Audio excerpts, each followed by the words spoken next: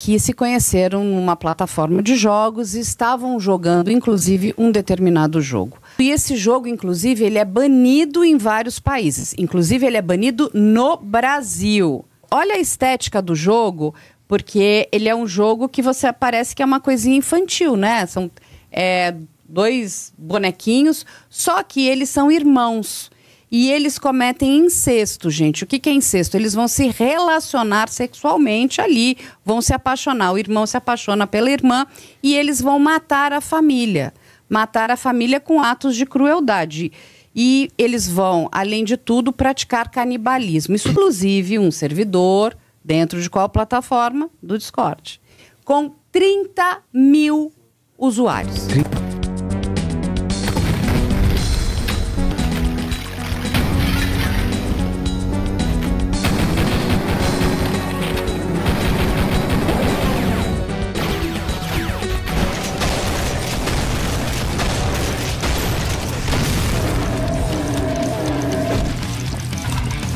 Carmageddon foi censurado em diversos países, como Reino Unido e Alemanha. No Brasil, ele foi proibido completamente, você não conseguia comprá-lo em lojas normais, apesar de que por algum tempo foi vendida uma versão dele completamente em português.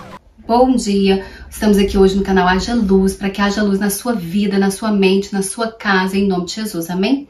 Então, hoje nós estamos falando de um tema que se chama jogos violentos. Criam assassinos?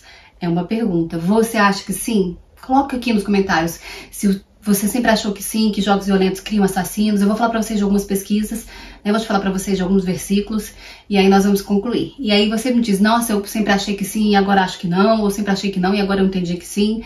Me responde, coloca nos comentários, tá bom? Hoje o foco é esse, geramos assassinos com esses jogos violentos? A resposta, baseada nas pesquisas, em tudo, reportagens que eu pesquisei, é não. Não geram, não criamos assassinos por causa dos jogos, mas os jogos interferem sim nas mentes criminosas, nesses massacres, né? Porque como que a gente pode afirmar que não tem nada a ver, sendo que tantos autores de crimes relacionaram as ações deles a jogos violentos, não é verdade? Então a gente pode afirmar que influencia mentes assassinas, não é qualquer pessoa também, mas não que criamos assassinos com jogos violentos. Lá em Provérbios 16, 29 diz, o homem violento persuade o seu companheiro e guia ele por um caminho não bom. Provérbios 3, 31 diz, não tenhais inveja do homem violento, nem escolhas nenhum de seus caminhos. Então a palavra de Deus desaconselha a violência. Agora eu vou dizer para vocês alguns fatos que as pesquisas comprovaram. Primeiro fato, catarse. As pesquisas comprovaram que existe uma catarse quando se joga. O que é uma catarse? É um extravasar de sentimentos. Por exemplo, quando eu tenho raiva, eu vou lá e atiro, mato. Essa raiva está sendo extravasada, está sendo consumida ali através dos jogos. Então eu saio do jogar resolvido. Pronto, estava com raiva, agora não estou mais. Existe uma catarse. Isso é comprovado, que existe catarse. O que eu acho que acontece com essas mentes assassinas é que aquela violência do jogo ela não é suficiente para suprir a raiva, o ódio, a frustração que eles tinham, e aí eles precisam atuar de uma forma real, na vida real. Outra coisa que eles comprovaram é a questão da dessensibilização. Jogadores de jogos violentos estão se dessensibilizando. É real também, acontece a dessensibilização. O que é isso? Eu começo a acostumar com a violência. Então, quanto mais eu assisto filme violento ou jogos violentos, eu vou me dessensibilizando com a violência e cada vez mais quero jogos mais violentos, né? Pra dar aquela emoção, aquele básicozinho não me serve mais. Então, eu começo a ficar muito dessensibilizado, o que significa meu limite alarga.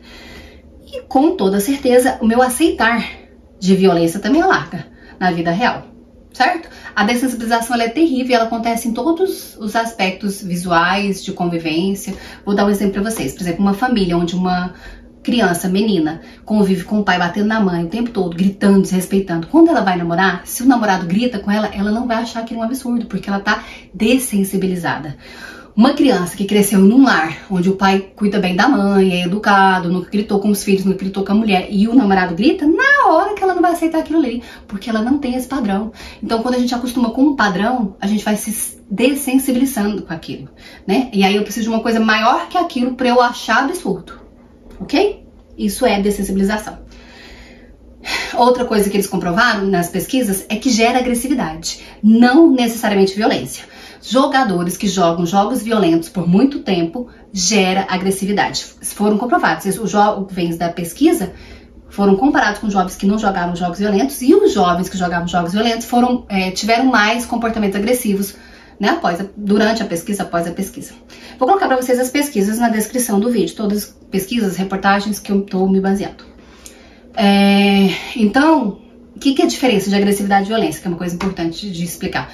A agressividade, ela é uma coisa mais ampla. A agressividade, ela pode ser positiva. Eu preciso ser agressivo para me defender, agressivo para buscar um emprego. Agressividade é essa ação, essa força que a gente tem para agir contra alguma coisa, né? Então, não só isso, mas é um tipo. E a violência tá dentro da agressividade, é um tipo de agressividade.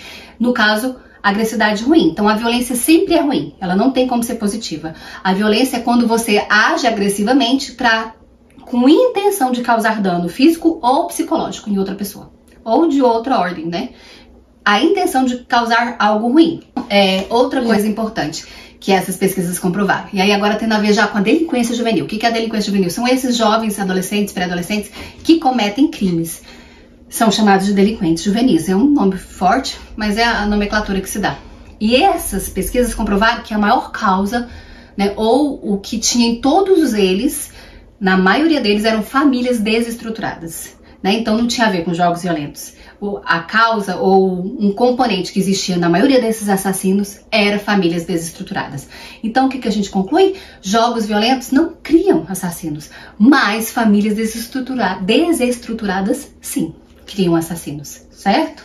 E aí eu vou dizer pra vocês, nós estamos com as famílias cada vez mais estruturadas, cada vez a gente tem mais divórcio, cada vez a gente tá tendo mais mães trabalhando e largando os filhos com babá, com vó, com tio, com creche, não é verdade? Cada vez mãe, e a questão não é só ela ir trabalhar. Quando ela vai trabalhar, ela deixa de dar o afeto materno para as crianças pequenas. As crianças pequenas antes cresciam com este afeto materno, né? Então tinha a regra, mas tinha um afeto materno. As crianças hoje estão criando sem esse afeto materno. Claro que eu dou afeto pro meu filho quando eu chego em casa, mas a quantidade, o tempo de qualidade está sendo comprometido, certo? Cada vez mais também a gente está tendo mais mães solos e pais solos, pra você ter noção, tudo que tá absurdo, né? Pra mim, essas três últimas coisas que eu falei tem a ver com o feminismo. Se você não assistiu, assiste o vídeo sobre feminismo, tem 2 vídeos no canal sobre feminismo. Nós estamos absorvendo o feminismo e não estamos percebendo. As mulheres cristãs, eu estou falando das mulheres cristãs. Então, isso tudo aqui é reflexo da mulher cristã. O número de divórcio, o número de mães trabalhando fora, o número de mães solos e pais solos. Tudo a ver com o feminismo, porque as mulheres acham que elas são independentes, que elas não precisam de um homem. Isso está sendo implantado não só nas mulheres, mas também nos homens. E aí nós estamos tendo homens cada vez mais banana, cada vez com menos responsabilidade familiar. Ele se sente menos responsável, porque a responsabilidade não está dividida. Não estou falando só de financeiro, mas de cuidado desta família, de autoridade deste lar. Nós estamos criando filhos errado. Se você tem um filho homem, você tem que criar e educar ele para sustentar o lar dele financeiramente, emocionalmente, espiritualmente. É a palavra de Deus e nós estamos perdendo esses princípios, certo? A mulher pode ajudar? Pode, mas o homem tem que ser a base do lar. É o que a palavra de Deus diz, certo? E aí, cada vez mais nós estamos tendo internets que invadem a família toda, não só os filhos, né? E desestruturando os relacionamentos humanos. Cada vez mais relacionamentos com as internets e menos com as pessoas humanas dentro da família, certo? Então, nós temos aí desta forma cada vez mais pais que não estão colocando limite nos seus filhos, né? Que não estão vigiando o tempo de tela, de jogo dessas crianças, desses adolescentes. Quanto mais o seu filho jogar, mais influência ele vai ter desse tipo de jogo. Quanto menos ele jogar, menos influência ele vai ter. Isso depende também da idade do seu filho, né? Quanto menor, menos julgamento ele tem. A palavra de Deus tem versículos que diz onde a criança é considerada criança quando ele não tem capacidade de discernir o bem e o mal. E você vai ver que uma criança ela vai discernir bem e mal acima de 12 anos. Muitas crianças não identificam o mal em algumas coisas até 12 anos. E uma coisa importante sobre a dessensibilização que eu quero falar também, que eu acho importante, é que os pais hoje também, com essa quantidade de tela, de WhatsApp, de mídias de internet no geral, eles também estão perdendo o limite. tá dessensibilizado. O limite tá largo. Então, quando você fala assim para um pai, ah, você não põe limite do filho. Claro que eu ponho limite do meu filho. Meu filho fica tantas horas por dia na tela, tantas horas. Quer dizer, existe um limite, mas o limite tá largo demais. Por exemplo, para e pensa numa família que os pais são obesos. Normalmente os filhos são gordinhos. Observa. Porque se pai não põe limite no menino, põe, mas o limite deste pai é largo. Ele come 10 colheres de arroz, 5 de feijão, tô dando um exemplo. Ele vai achar que se ele come 10, o menino pode comer 5, mas de repente a quantidade certa para a criança era 2. Porque o limite tá largo. E assim acontece com todas as outras coisas, né? Se um pai fica na tela todos os dias, vê vídeo, TV, filme todos os dias, ele vai achar que o menino pode ver de uma quantidade menor. E talvez essa quantidade tá muito fora. Então presta atenção no limite. E no largura do seu limite, se você não está dessensibilizado com o limite largo demais, certo? Ou com o limite apropriado para o seu filho. Nós estamos tendo cada vez mais, isso também eu acho que é uma das causas, né, desses jogos causarem isso nas crianças, que é a questão de não vigiar na idade, né? Cada vez mais crianças estão jogando jogos de adolescentes, adolescentes estão jogando jogos de adultos, né? Não está sendo vigiado esse tipo de conteúdo. E pra gente fechar, eu quero dizer pra você que a primeira morte que existe na Bíblia foi Caim, né? E na época de Caim não tinha televisão, não tinha jogos violentos, não tinha nada. Então o que explica Caim matar o irmão, né? Pra mim, esse é o outro ponto, né? Além de famílias desestruturadas, nós temos sentimentos mal resolvidos, que na minha opinião acaba voltando para a questão da família desestruturada, porque são famílias que não estão cuidando dos seus membros, né? Temos pais suicidando, filhos cometendo assassinatos. Por quê? Porque essa criança passou um bullying, passou uma traição, passou uma decepção amorosa e muitas vezes esta família nem sabe o que esse adolescente, o que essa criança estava passando, né? Eu realmente duvido que esta mãe e pai ali que morreram com um menininho de 3 anos sabia que este filho estava jogando esse jogo há 3 anos. Eu sinceramente acho que essa família não sabia. Então a mensagem desse vídeo é essa: você, pai, mãe, cuidador, vovó, precisa estar mais próximo da sua família, né? Lá em Filipenses diz que nós temos que ocupar nossa mente com aquilo que é bom, que é honesto, que é de boa fama. Nisso tudo a gente pensa. Então, ensina a Bíblia para o seu filho, ensina a Bíblia para o seu neto, ensina a Bíblia para as crianças, para os jovens, adolescentes e mais do que tudo isso, ensina o seu filho, seu adolescente, seu jovem a respeitar Deus, a buscar a vontade de Deus, porque quando você der uma regra com amor, com princípios de Deus, o Espírito Santo vai falar com ele e vai confirmar isso no coração dele, né? E não vai haver rebeldia, não vai haver violência, não vai haver discórdia dentro de casa. É isso. Precisamos primar pelos princípios bíblicos e precisamos vivê-los. Amém? Um abraço. Até o próximo vídeo.